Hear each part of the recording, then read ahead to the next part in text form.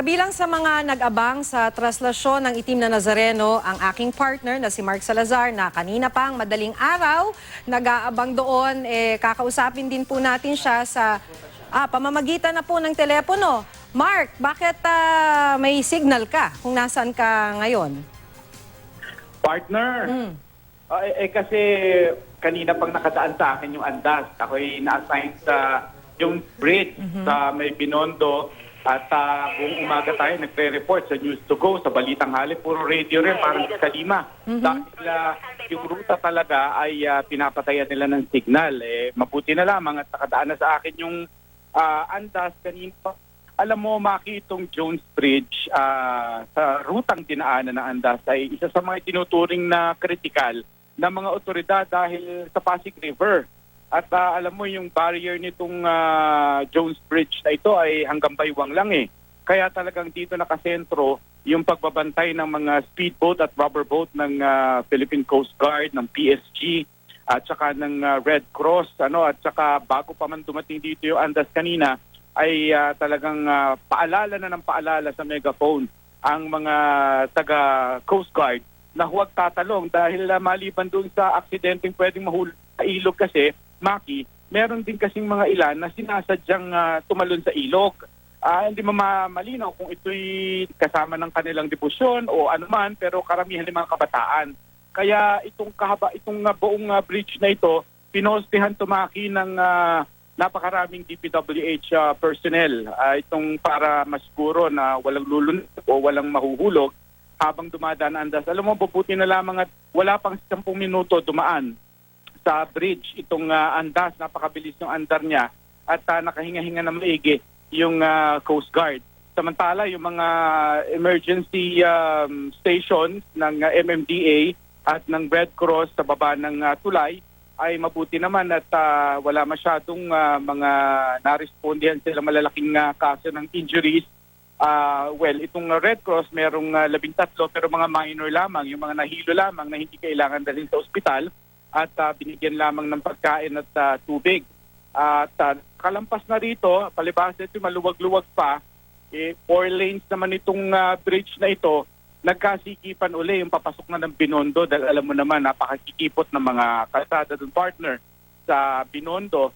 At doon nagkatagal-tagal. At diba, sa report ni Cesar, wala pa nga sa area niya, papunta pa lamang ng Quiapo District dahil na-stuck na sa Binondo area yung mapakaraming deboto. Kasi maraming deboto na bagamat nasa may City Hall pa lamang yung andas, partner, ay nakaabang na dun sa aking pwesto sa Jones Bridge, dun sa tinatawag na Filipino-Chinese Friendship Arc. Nakaantabay na yung kanilang mga replica doon, yung kanilang sarili mga andas na liliit para salubungin yung andas ng itim na Nazareno pag tunto ng Jones Bridge.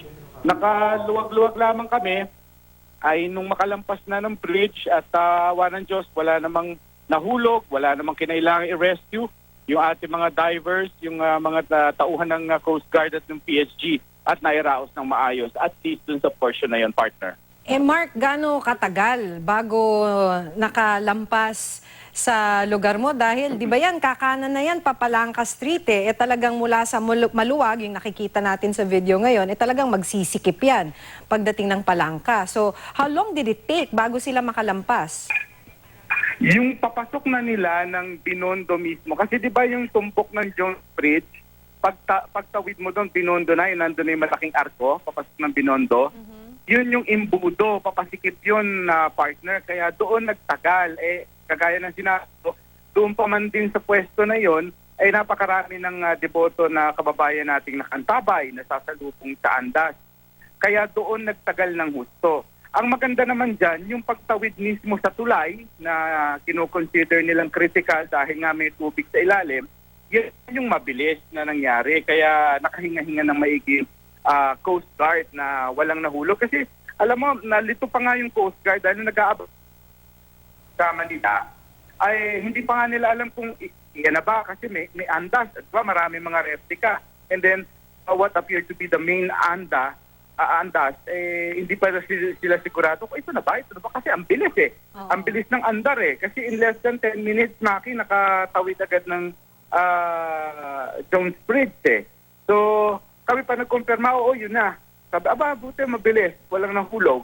Eh di nakahinga-hinga sila. Ayun, nagsikip lang pagpasok ng Binondo.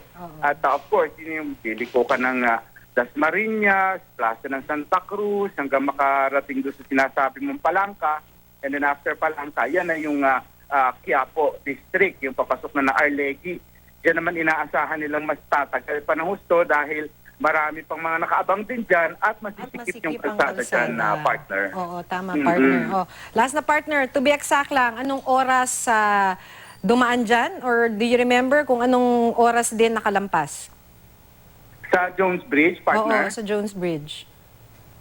Mga bago mag-alas 2. Siguro mga 1:30 and then less than 10 minutes nakatawid ng tulay. Ay, yun, nandun na siya sa Binondo. Doon na na-stuck. Doon na nagtagal. Okay. Sa Binondo area. Maraming... Okay, see you tomorrow, partner. Okay, see you tomorrow, partner. Maraming salamat.